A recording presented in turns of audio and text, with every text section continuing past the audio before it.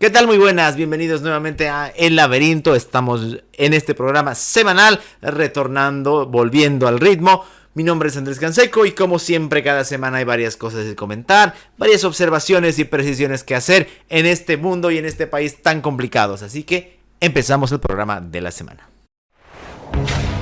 La Voz Universal TV presenta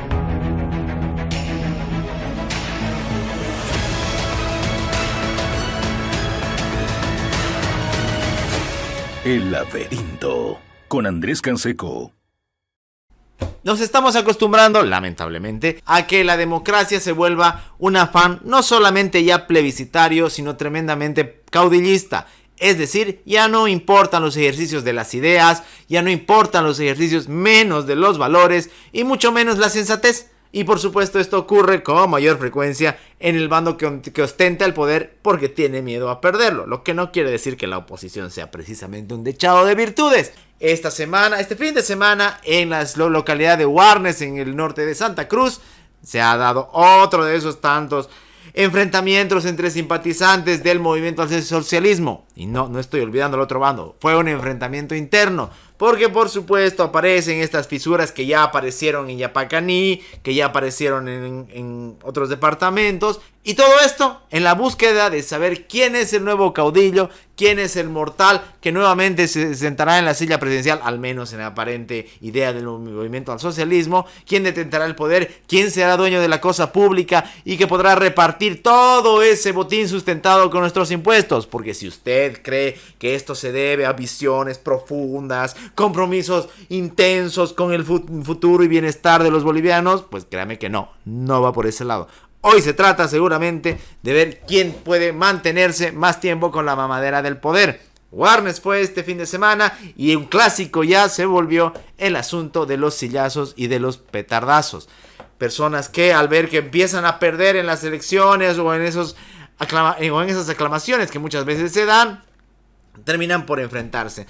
Por mí, poco o nada deberían importar sus enfrentamientos. Si entre ellos quieren aniquilar su existencia, será problema de ellos. Pero el asunto está en que esas mismas actitudes y esa misma violencia la trasladan después a la sociedad. La trasladan después a las calles, la trasladan después a las rotondas, la trasladan después a los mercados. Y es esa misma mentalidad que en Bolivia nos viene haciendo tanto daño. No es que se van a quedar ahí, no es que van a decir, sí, nos peleamos en Warnes y solamente entre nosotros. No, el día de mañana van a saltar a otros espacios y van a hacer de la democracia, que ya está herida y está muy dañada, algo todavía peor. Y la muestra ha sido ya varias veces la misma Asamblea Legislativa Plurinacional. Un lugar donde en teoría, por la representación de la pluralidad, por la representación de los varios partidos que ahí están inmersos, debería haber mayor opción para el diálogo y para la negociación en el buen sentido de la palabra, no en la negociación sucia que les gusta a los políticos bolivianos. Pero no es, al contrario, una serie de empujones, ataques, inclusive muchas parlamentarias que, escudándose en su condición de mujeres, terminan agrediendo a sus colegas. Ni qué decir de esos que se escudan en su condición indígena para luego denunciar discriminación. Eso es otra patraña. Pero bueno, esa es la idea que tenemos. Y esto muy bien lo mencionaba José Ortega y Gasset. Sí, estoy mencionando mucho a José Ortega y Gasset porque lo estoy leyendo deliciosamente con mis estudiantes en clases. Así que esto lo menciona muy bien. Es lo que él llama la acción directa. La forma en que las masas intervienen a través de la violencia. Y no por casualidad, también ven el Estado como si fuese algo suyo. Esa visión de que él puede caprichosamente, el hombre masa, pedir o exigir lo que sea para que todos tengamos que cumplirle sus caprichos, resulta que lo tenemos también presente. No es una casualidad, son comportamientos, son actitudes y son, por supuesto, también ausencia de valores, de principios y de deseos mínimos de tener una vida democrática sana. Así es, las peleas, los sillazos y los petardos no se van a quedar en la asamblea de Warnes del MAS, sino que lamentablemente saltan a otros espacios.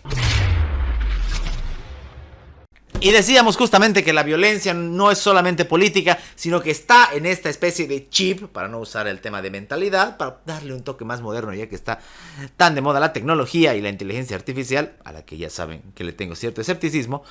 Pero esta violencia está en nuestras calles, lamentablemente. aunque quieran aparentar ciertas mejoras en seguridad ciudadana, aunque los ministros y viceministros quieran vendernos que vivimos en unas ciudades más seguras, la verdad es que no. La verdad es que estamos pasando lentamente, de una manera casi simulada, a vivir en lo macabro. A levantarnos por la mañana o a llegar a nuestras casas por la noche, encender el televisor, la radio o entrar a nuestros teléfonos para ver hechos macabros. Claro, y uno puede decir que podría caer tontamente en la idea de que esto es algo aislado, de que son hechos, que les encanta a los políticos esa idea, no, es un hecho aislado, no representa, como lo que pasó con los autos estos que estaban robados en Chile, eran hechos aislados. No, no son hechos aislados, las cosas ocurren por algo. Puede darse alguna particularidad a alguien que por alguna razón actúe de esa manera, por supuesto. Pero cuando ya son sistemáticos, cuando incluyen la ineficiencia de los órganos, la ineficiencia e ineficacia de las instituciones, e incluyen además una cultura que genera esa violencia, ya sea por temas económicos, pasionales, políticos, sociales o de cualquier clase, ahí no es un hecho aislado. No, en el programa no hacemos escarnio, ni hacemos sensacionalismo acá con los hechos, así que ni siquiera los voy a anotar. Ustedes pueden ingresar a las diferentes plataformas y ver lo que ha ocurrido estas semanas. No en un caso, ni en dos, ni en tres, sino en varios. Nuestra sociedad se encuentra consumida por el olvido, ya no solamente de la moral, ya no solamente de la ética ciudadana, humana, sino además por esa idea de que la impunidad puede salvar a todos. Un agresor, un violento, un criminal, hoy sabe, o por lo menos inconscientemente lo tiene cargado, que si tiene algún amigo dentro del poder, o si tiene suficientes recursos, puede pasar unos 2-3 meses en la cárcel, pero luego salir. Y de hecho lo dicen, muchos abusadores, están ahí sus videos, sus audios, que dicen y que se jactan de poder lastimar a la gente y hasta acabar con su vida, y decir, no, yo tengo amigos pesados, yo tengo contactos con el juez, y lo hacen. Y todos sabemos a quién nos referimos. El problema es que, como decíamos hace rato con el tema político, la violencia no se va a quedar en ellos. La violencia va a seguir. La violencia va a continuar. Esperemos que no tenga que pasar, como lo hemos dicho algunas veces, algo tan trágico y tan fuerte que nos haga despertar.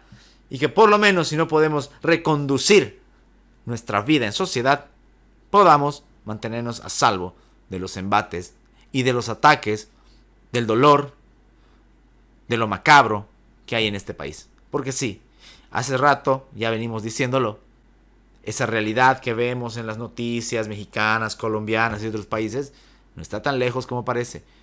Cuidado que nos despertemos una mañana y esto no sea solamente Macondo y no sea solamente Comala, sino que sea una versión plurinacional todavía más sangrienta.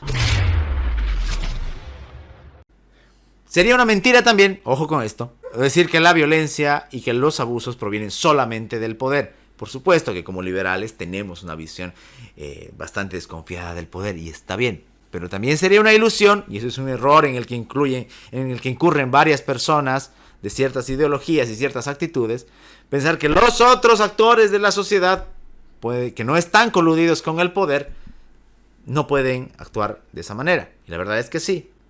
Lo mismo que dije en el anterior bloque, no voy a hacer mención específica a nombres, ni a casos concretos, pero nuevos casos de abuso dentro de ciertas instituciones educativas y religiosas han aparecido. Y por supuesto, acá siempre hemos propugnado la idea de la libertad educativa y religiosa. Pero la libertad educativa y religiosa, así como su pluralidad, no quieren decir impunidad. No quieren decir mirar hacia otro lado. Quieren decir, por el contrario, establecer un principio de igualdad ante la ley. Si el poder tiene que someterse a las normas y a las reglas, por supuesto que tiene que hacerlo la ciudadanía y las instituciones civiles. Y tienen que ocuparse las instituciones encargadas de encontrar la verdad, la justicia y darle sanción a estos casos. Y aquí, aunque les duela a muchos, no opera ese argumento falaz, mal construido, de que no se puede decir nada de ellos porque los otros también no. Eso no funciona.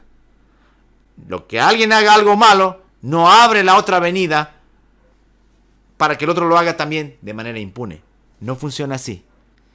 Tenemos que superar ese argumento falaz, ese argumento visceral a veces, de pensar que podemos escoger o que todos tienen que tener necesariamente una superioridad moral sobre el otro. No, lo ideal sería que más bien compitamos por eso, decir, no, somos moralmente superiores. No, pero no estamos en ese mundo. Estamos en una sociedad que sangra, que sufre, personas, ni siquiera sociedad, personas que sufren, menores o no tan menores que sufren y que sufrieron abusos. Y aquí aparece con mayor razón entonces la importancia de tener instituciones y sobre todo un órgano judicial correcto, que pueda buscar la verdad de los hechos, que pueda sancionar correctamente a quienes incurrieron en estas cosas, sin prestarse tampoco al manoseo político. ¿Ven por qué era importante que las cosas sean transparentes y que los órganos sean independientes? Si no era una exquisitez de nosotros hablando frente a un micrófono o en nuestras clases o en nuestras conferencias. No, ven que sí era importante. Porque ahora, porque cuando las papas queman y porque van a quemar todavía más, es importante que estos órganos funcionen bien. Para que no se acuse el día de mañana a unos de favorecer a X bando, de encubrir al otro y que la igualdad ante la ley se note. Pero mientras eso ocurre, en una realidad que seguramente pertenece más al país de las maravillas que al nuestro, nos queda a nosotros, insisto, no caer en el argumento falaz de pensar siquiera, ni por un momento, de que si el malo lo hizo, el no tan malo puede hacerlo. No, basta de eso. Maduremos como personas. Quien hizo mal, que sea investigado, que pague, porque no se olviden aparte que los delitos son personalísimos. Son personas con nombre y apellido las que tienen que pagar. Encubridores, actores, coautores. Y ese es el trabajo que le queda, por lo menos para salvar cierta dignidad hoy al Estado plurinacional. Es difícil que lo haga, pero es lo que tiene que hacer. Y no nos olvidemos tampoco de ese mal que se campea, la corrupción, que en los diferentes niveles del Estado, ya lo hemos dicho, hasta el hartazgo municipal, departamental y nacional, hace de nuestras existencias en sociedad algo muy difícil de aguantar. Lo menciono porque ahora ha sido el caso del ministro de Medio Ambiente y Aguas, que ya ha sido descubierto en este tema de coimas y de arreglos y toda esa ilegalidad que parece ser una tentación siempre que alguien tiene un poquito de poder, aunque ser ministro en Bolivia no es un poquito, sino tener bastante poder. Y la realidad es que cuesta, ¿no? Cuesta para el ciudadano creer que las cosas algún día van a funcionar. Digo que nos va a costar el día de mañana todavía más creer en la cosa pública. Creer que primero nuestros impuestos van donde deben ir. Ya sabemos que no. Nos va a costar realizar un trámite sin pensar, ¿cómo hago para que se agilice?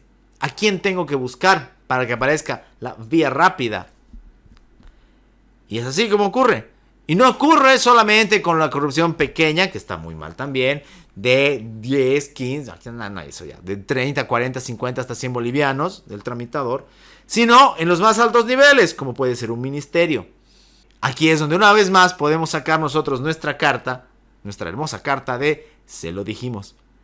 Y sobre todo, cuando esto no solo se lo dijimos acá, en el programa, o en los medios y plataformas, sino se lo dijimos todos aquellos, y se lo venimos diciendo, todos aquellos que desconfiamos del poder por nuestra visión liberal. Todos nosotros que sentimos y que percibimos, más que sentir, como la cosa pública, como ese gran engranaje, como esa gran máquina, es la tentación para la corrupción.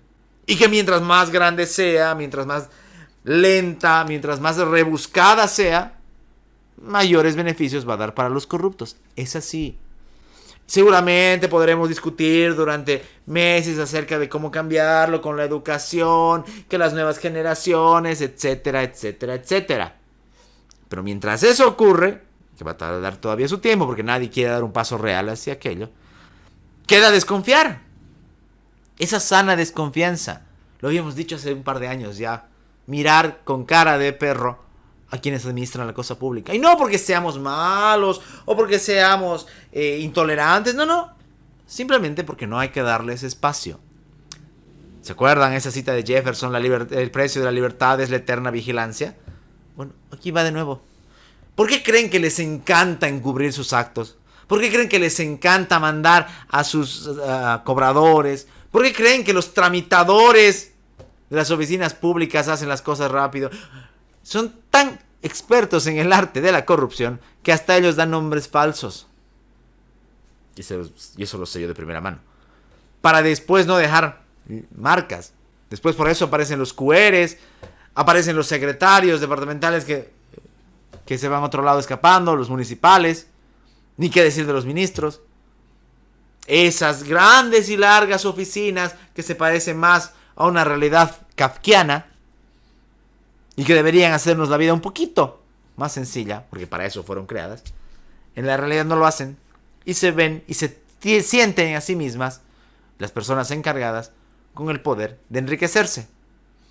Ya no de ganar los sueldos que ganan y de los privilegios que tienen, sino encima de asegurar su futuro y a veces hasta el de su descendencia por los montos millonarios a costa de los ciudadanos. Esa es la verdad. Quieranlo o no, les guste o no, miren para un lado o para el otro, esa es la realidad.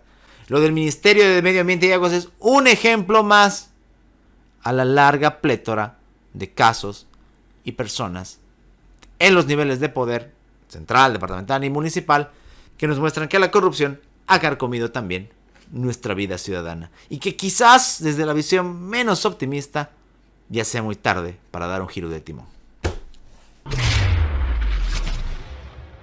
Stefan Zweig fue un gran escritor, también fue ensayista y también fue biógrafo, por cierto, que vivió durante la época de la Segunda Guerra Mundial. Él escapa de Austria hacia América, justamente hacia Sudamérica. En todo caso, Zweig vivió los horrores de la guerra, de la primera parte de la guerra, cuando los miembros del Eje y el fascismo estaba ganando, y por eso huye hacia este lado. Y de hecho, él básicamente se convence a sí mismo, a pesar de algunas victorias de los aliados, de que la guerra finalmente la iban a ganar los nazis. Y es así que dentro de ese contexto mental, él hace dos cosas. Publica esta última novela, la publica en Argentina, en una primera edición del año 1942, en plena guerra. Y lo otro que hace es acabar con su propia vida. Y en ese viaje publica su obra, quizás su obra más conocida, Novela de ajedrez.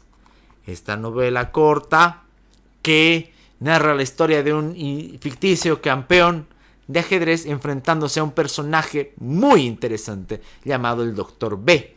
Y así se llama, el Dr. B, que resulta ser un verdadero experto en el ajedrez. ¿Por qué? Alerta de spoiler, aunque es una novela del 42. Porque resulta que durante su encierro, no necesariamente en un campo de concentración, ya verán ustedes dónde, los agentes del régimen nacional socialista le quitan absolutamente todo. Todo está conferido a una habitación donde no puede hacer nada. No cuenta ni con un lápiz, ni con un periódico, mucho menos televisión e internet. Estamos hablando del 42.